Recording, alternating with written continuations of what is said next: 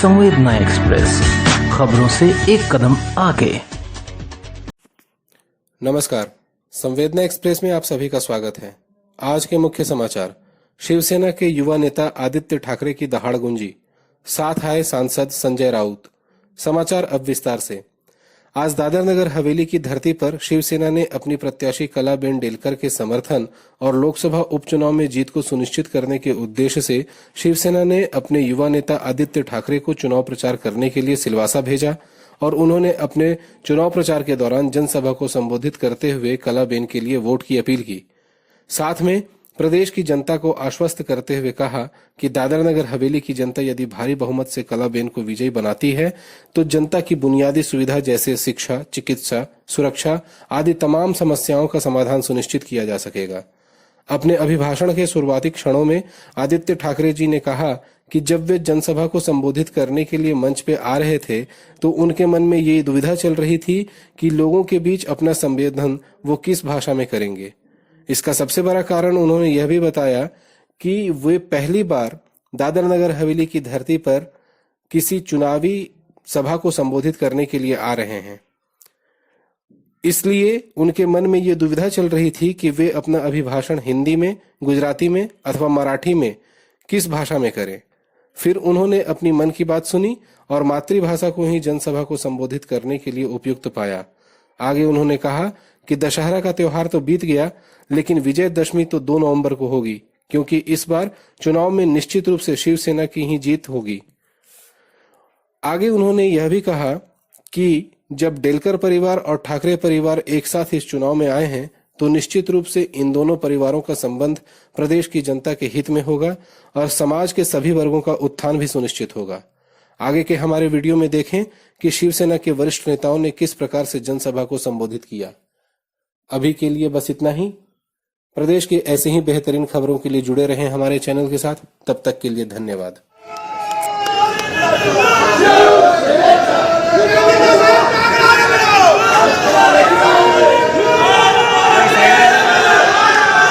काफी दिनों बाद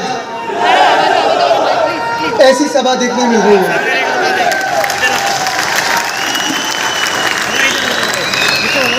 ये जो जोश, उत्साह,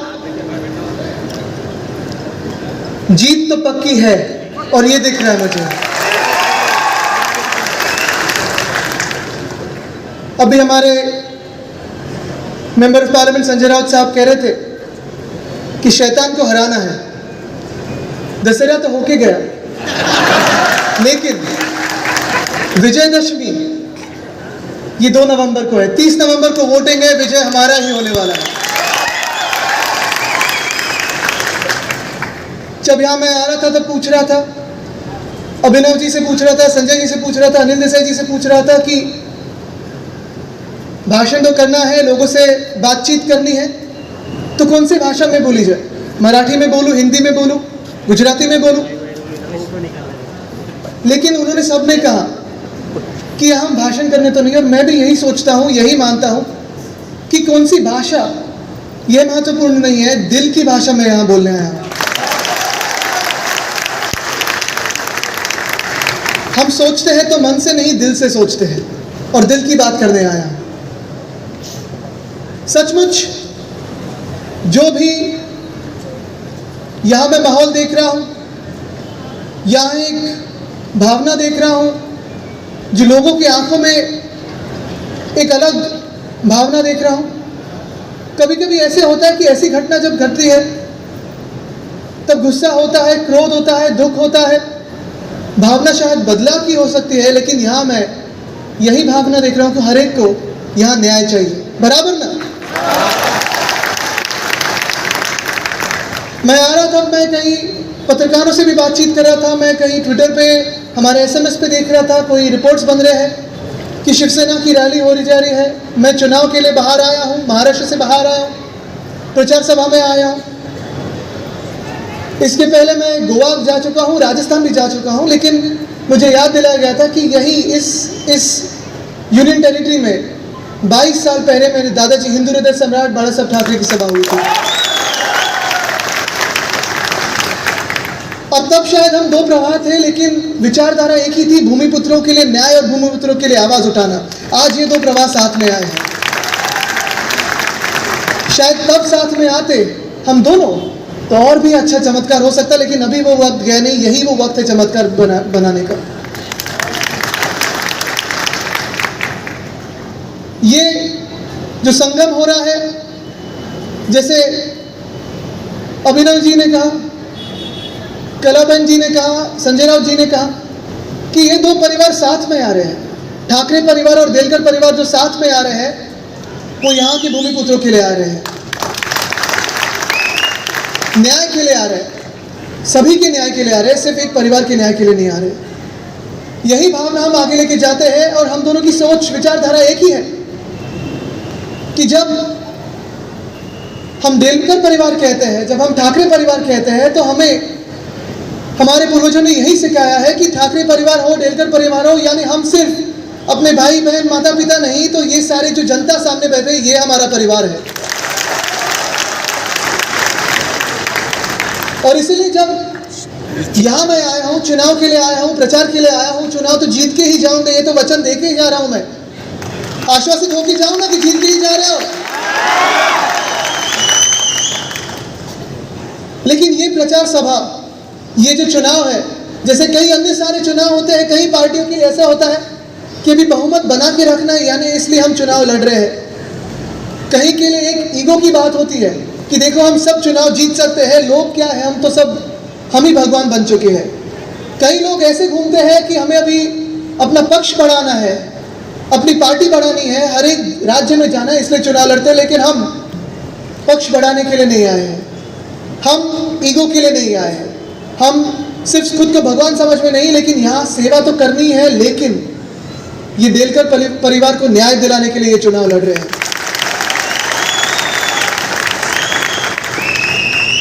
और अगर मैं पूछूं तो देलकर परिवार यानी कौन? कौन है मोहन देलकर? कौन है मोहन देलकर? कौन है मोहन देलकर? यही इन सभी को न्याय दिलाने के लिए आ जा रहे हैं। यहां तो मैं देख रहा हूं, देखते आया हूं कि जितनी सारी इंडस्ट्रीज इतने सालों में आई है, ऊपर से जब मैं हेलीकॉप्टर से आ रहा था तो देख रहा था किसान भी है, यूनियन भी शायद होंगे, हमारे कामगार भी होंगे। जब हम कहते हैं कि जय जवान, जय कामगार, जय किसान, हम तीनों का नारा शिवसेना पार्टी साथ में लगाती है कि जवानों के बारे में भी सोचती है, कामगारों के बारे में भी सोचती है और किसानों के बारे में भी सोचती है। लेकिन अभी एक और चमत्कार घड़ाना है, चमत्कार दिखाना है, देश को दिखाना है कि शायद पहली बार यहां से हम एक महिला उम्मीदवार को जीत के दिल्ली भेज रहे हैं। तो फिर नारा यहां का जो होना चाहिए, सिलवासा का जो होना चाहिए, वो तो जय जवान जय किसान है ही, लेकिन जय कामगार और जय महिला भी होना चाहिए। क्योंकि यही आवाज तो बुलंद करने आए हम, यही ताकत को आगे बढ़ाने आए हैं।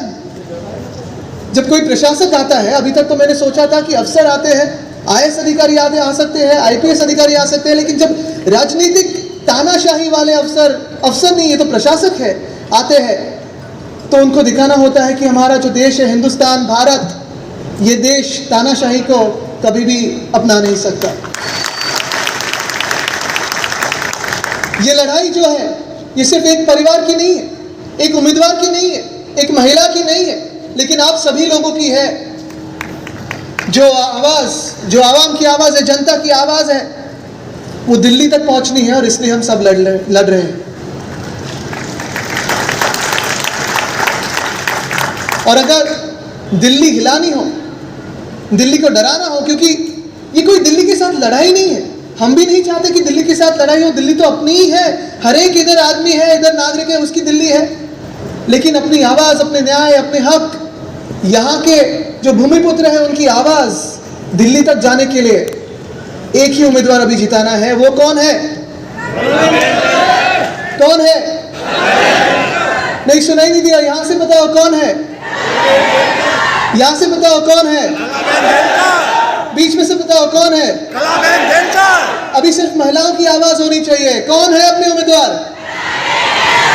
कौन है अपने उम्मीदवार? ये आवाज इसे कहते हैं आवाज। और यही आवाज जो अभी तक सुनाई तो दे रही थी, दिखाई तो दे रही थी, लेकिन उनको पता नहीं था, अंदाजा नहीं था कि ये परिवार और डेलकर परिवार जो सामने मेरे पूरे बैठा हुआ डेलकर परिवार है, शिवसेना परिवार है, उनकी आवाज में कितनी ताकत है, उनकी आवाज में कितनी शक्ति है। यही शक्ति अब भी नवरात्रि तो होके गई, लेकिन जो महिला शक्ति मुझे यहाँ दिख रहे हैं, शायद महिला ही ज्यादा है यहाँ, 60% से ज्यादा महिलाएं, हाथ जरा ऊपर करके दिखाइए। नवरात्रि होके गई है, सरस्वती माँ तो होती है, दुर्गा माँ भी होती है, लक्ष्मी माँ होती है। अगर ये तीनों महिला शक्ति दिल्ली में जाए तो सोचो क्या कर सकते हैं हम सिलवासा के लिए।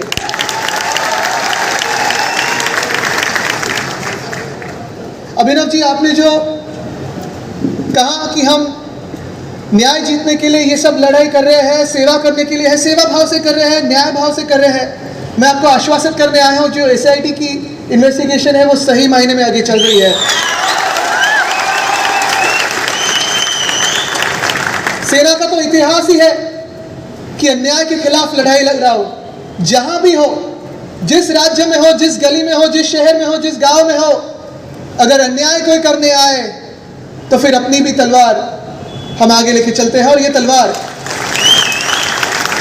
सिर्फ एक ही है। आज के मायने में तलवार जो होती है वो अपनी वोट होती है, बैलेट बॉक्स होते हैं, और इसलिए मेरे बाजू में मेरी तलवार खड़ी है। ये जो बैट्समैन है यहाँ,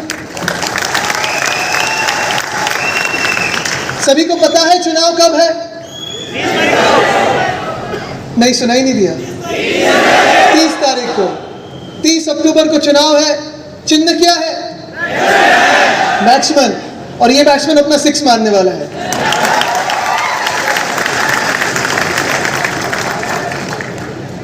MSD, सबको तो पता है MSD कौन है। देश के लिए MSD शायद महेंद्र सिंह धोनी होंगे, लेकिन यहां MSD कौन है? यहां MSD कौन है? मोहन डेलकर साहब।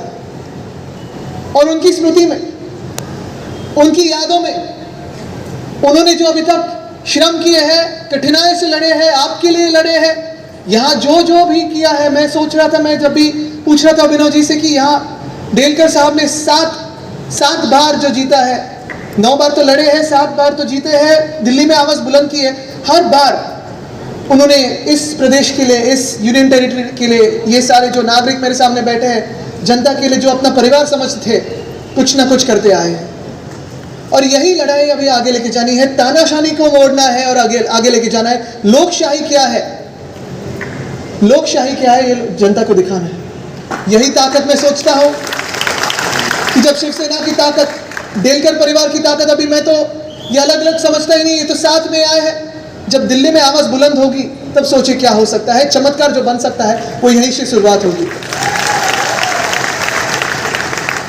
और दिल्ली में आवाज बुलंद करने के लिए तो हमारे मैनेजर और कोच तो यहाँ बैठे हुए हैं। हमारे मैनेजर साहब अनिल देसाई जी है और कोच संजय राउत जी है। बैट्समैन के लिए तो तैयार है ही। अगर आप कोई भी पत्रकार से पूछे, दिल्ली में फोन करके पूछे कि जो चुनाव होने से पहले जो भी पार्लियामेंट के सत्र हुए हैं, सांसद के सत्र हुए, तभी अगर दिल्ली को किसी ने हिलाया है तो एक ही नाम आगे आएगा, वो संजय राउत जी आपका है।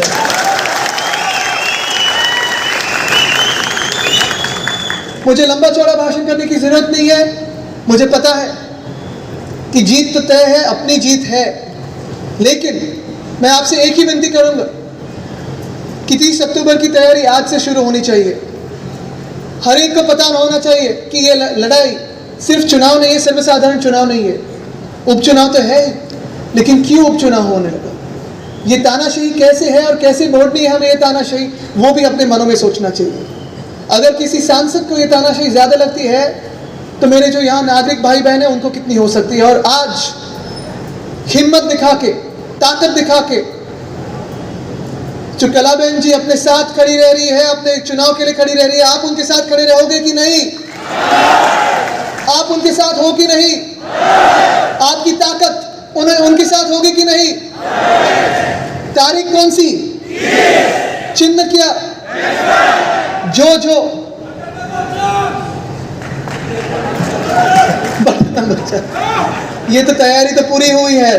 तो फिर मैं आपको और ही कहूंगा कि ये जो दादरा नगर हवेली है, सिलवासा है, अभिनव जी, जैसे हमने कार में अभी बातचीत कर रहे थे कि यहाँ काफ़ी सारे इंडस्ट्रीज हैं, काफ़ी सारे उद्योग आ रहे हैं, और उद्योग तभी आते हैं जब यहाँ के नेतागण उद्योगों को खींच के लाते हैं। आपके पिताजी ने, परम पूज्य पिताजी ने जो आपके पिछले 7 टर्म में जो काम किया है, इसलिए सारे इंडस्ट्रीज यहाँ आते हैं और यहाँ बसते हैं। लेकिन इसी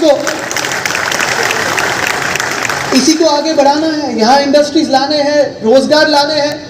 जो यहाँ सारे युवा हैं, यहाँ सारी महिला हैं, उनको भी उनके हाथों की भी रोजगार देना है।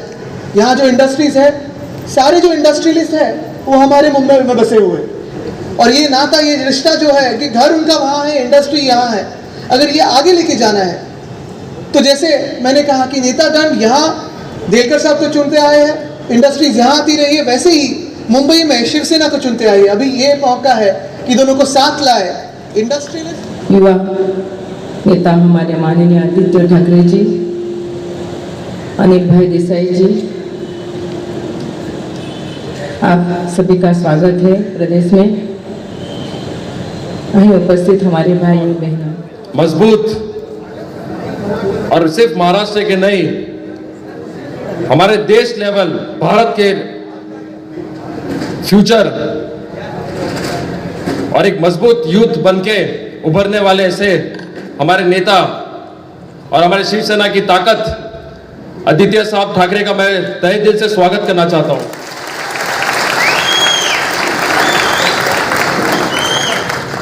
साथ ही साथ हमारे साथ काफी दिनों से 15 दिन से लगातार हमारी मेहनत में लगे हुए और शिवसेना की शान संजय राउत साहब का भी मैं स्वागत यहाँ करना चाहता हूं।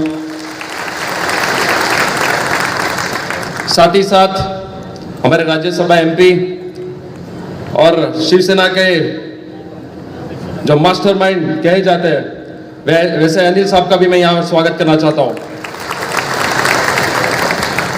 ज्यादा समय न लेते हुए हमारे प्रदेश में पहली बार ठाकरे साहब यहाँ पे आए हैं। उनके पिताजी उद्धव ठाकरे साहब भी आ चुके हैं और आदरणीय उनके दादाजी भी बाला साहब भी यहाँ पे आ चुके हैं। लेकिन आज जो दो परिवार, एक ठाकरे परिवार और डेलकर परिवार, आज जो एक मंच पे हम एक साथ जो आ चुके हैं,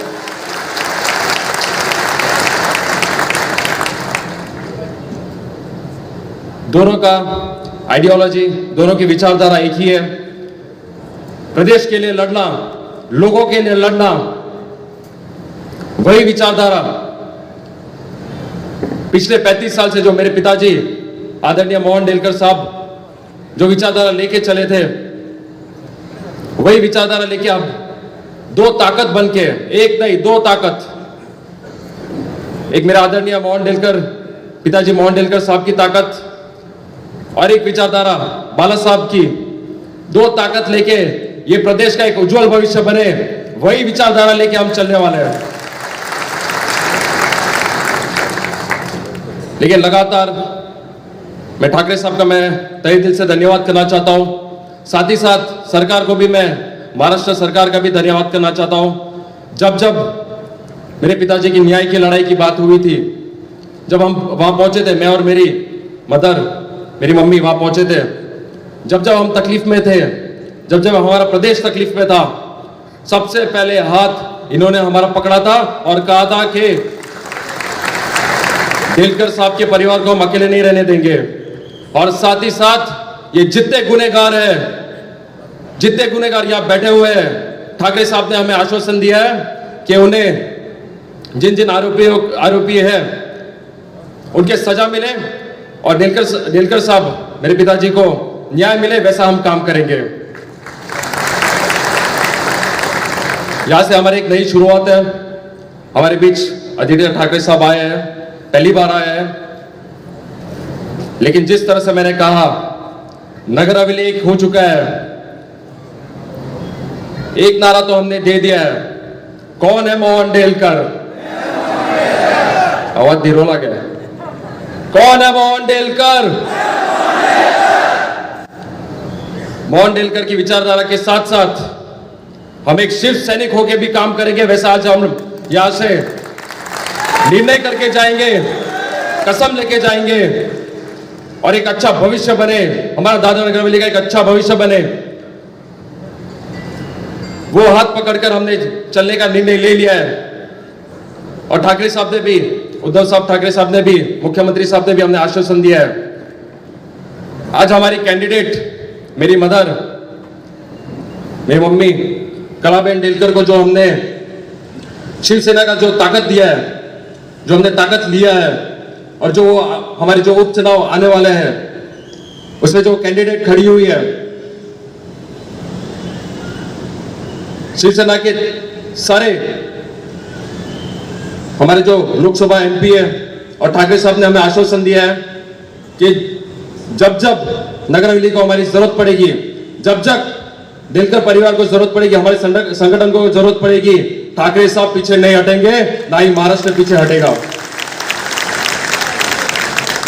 हमारी जीत निश्चित है, हम जीतने वाले हैं। आदित्य साहब को भी मैं कहने वाला हूं कि हम जीतने वाले हैं, लेकिन आपकी तरफ से भी हमें एक आश्वासन चाहिए। जब कलाबेन पार्लियामेंट में हमारे मुद्दे उठाएंगे, जब जब हमारी तकलीफों की मुद्दे उठेंगे, हमारे सारे के सारे सांसद, शिवसेना के सांसद हमारे प्रदेश के पीछे रहेंगे, कलाबेन के पीछे रहेंगे और एक ताकत की तरह ऊपर जवाब देंगे और दिल्ली में बैठे हुए लोग को एहसास करा देंगे कि डेलकर परिवार और हमारा प्रदेश दादरा नगर हवेली अकेला नहीं है। साथ ही साथ महाराष्ट्र की ताकत भी हमारे साथ है। परिवार, मैं शब्दों गुजराती में भी कहीश, परिवार તમે બધા અહીં આવ્યો છો, વધારે સમય નહીં લેતા, તમે એક તાકાત બતાવી છે। જે ગઈકાલ આપણે જે મીટિંગ થઈ, હવે લાગે છે કે સિલવાસ બી તૈયાર છે જવાબ આપવા માટે।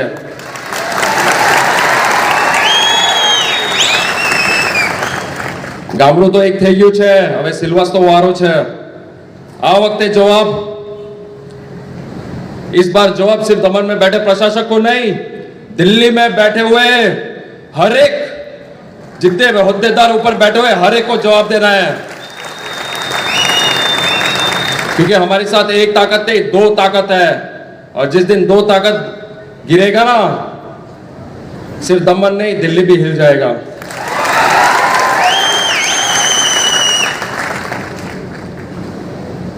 ठाकरे साहब का बहुत आशीर्वाद है हमारे पे, उन्होंने बहुत साथ सहकार दिया है, आश्वासन दिया कि हमें न्याय भी मिलेगा। दो चीजों के लिए हमको उन्होंने आश्वस्त किया है कि हमें न्याय भी मिलेगा। हमारे साहब ने जो बलिदान दिया है, जो 35 साल उन्होंने हमारे लिए जो मेहनत की है, जो इतना सुंदर सा प्रदेश बनाया है, इतना उज्जवल हमारा प्रदेश बनाया है, वैसे ही अगले 35 साल में वो साथ सहकार देंगे, वो आश्वस्त दिया है। और साथ साथ हमारा जो केस का भी चल रहा है, न्याय की लड़ाई है, वो भी हमें भूलना नहीं है। उसमें भी आश्वस्त किया है कि हमारे साहब को न्याय भी मिले। तो वही चीज में ठाकरे साहब को मैं तहे दिल से धन्यवाद भी कहना चाहता हूँ और आपको मैं रिक्वेस्ट भी करना चाहता हूँ कि साहब, हमारे दादरा नगर हवेली के लोग एक कमिटेड लोग हैं, एक बार आगे बढ़ चुके, कभी पीछे हटने का नाम नहीं लेंगे। सर, ये मेरी टीम, ये हमारा संगठन, जैसे मैंने कहा, ये मेरे पिताजी आदरणीय मोहन डेलकर की टीम है, एमएचडी की टीम हम बोलते हैं यहाँ पे।